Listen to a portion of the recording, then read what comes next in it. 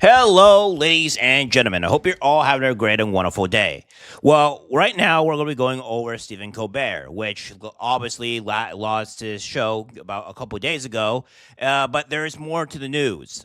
He has lost around $40 million for years now, and I can only see this as a propaganda machine only perpetrated by the far left, because there's no way that a company can lose $40 million for years and just get away with it. I mean, I guess you could have it to where CBS is worth 28 billion as of this year, but there's other questions of what's potentially been going on here within Stephen Colbert. So without further ado, let's get into this. So we have this here where Stephen Colbert's Late Show operated at a $40 million loss for years.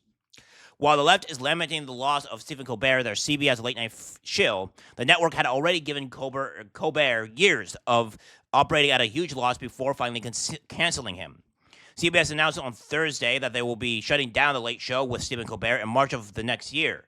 Network bosses aren't merely sending Colbert to the unemployment line, but they are ending the entire production, marking the end of the network's decades-long tradition of late-night television that started with host David Letterman in 1993. This goes on to say here that Colbert opened his show Thursday with a note to fans that the show will be winding down, and as a studio audience booed the network, he thanked fans and employees alike for putting on the show since he came on as a host in 2015.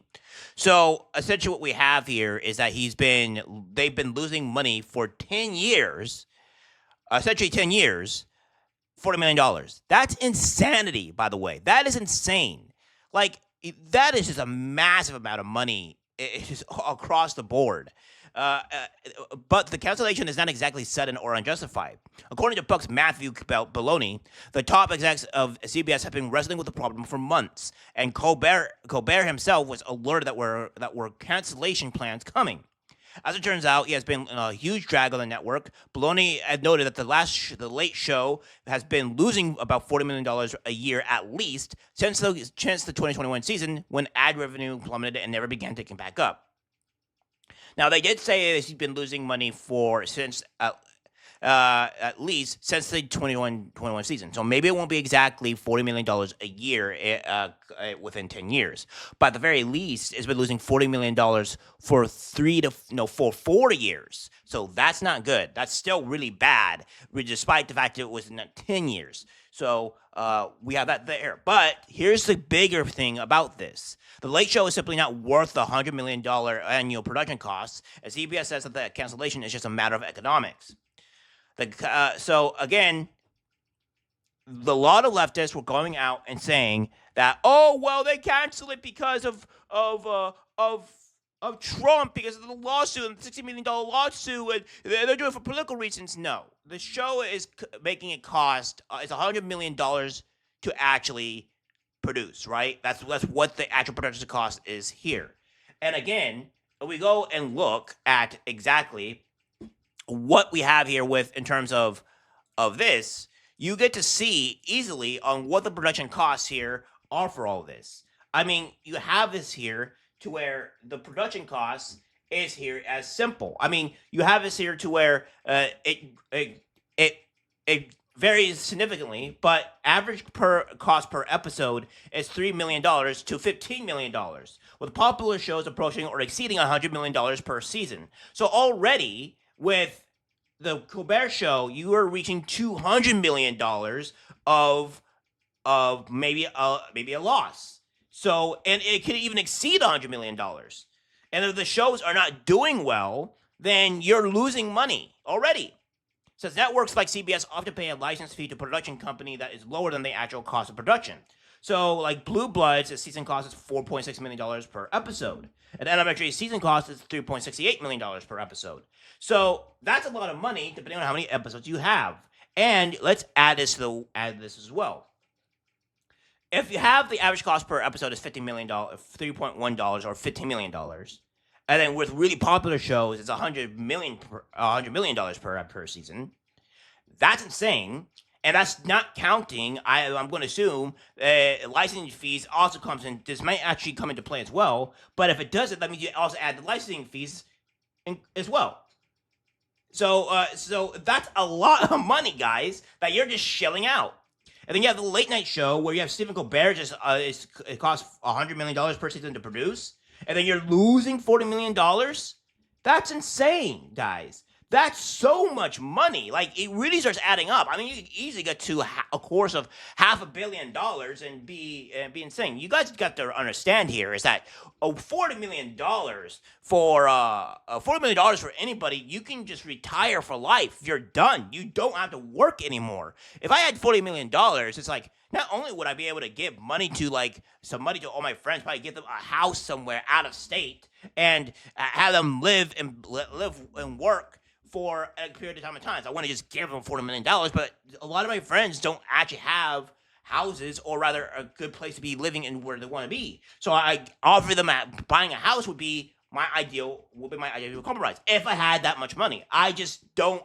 It's like I just don't. But like I don't know what I could do with $40 million. So people have to understand like what you could do with $40 million. Again here, it's crazy. And then we have more with this as well. It says linear ratings are down everywhere, of course. And as the Times reported, the network late night shows took in $499 million combined in ad revenue. By last year, though, the fat figure had dropped by 50%, measure that against the more than $100 million per season it costs to produce a late night show. So again, what is giving them the $499 million in ad revenue? I mean, you probably have Pfizer that is being involved with some of that stuff, or any pharmaceutical company. You maybe have UCID and some other things that might be also involved at giving them money with this quote unquote ad revenue, right? And we already know that JFK is looking to cut back on actual pharmaceutical companies' ads. So this could also severely hurt this company with doing this. And this wouldn't just hurt this show or this company as well. It would hurt Fox News because a lot of the pharmaceutical stuff is also with a lot of that type of ads. And then you have this here. By contrast, the CBS primetime and daytime day parts are still profitable, and that programming is supported by robust license fees for streaming and other off-network viewing. So yeah. So it's not good, guys. It's really bad.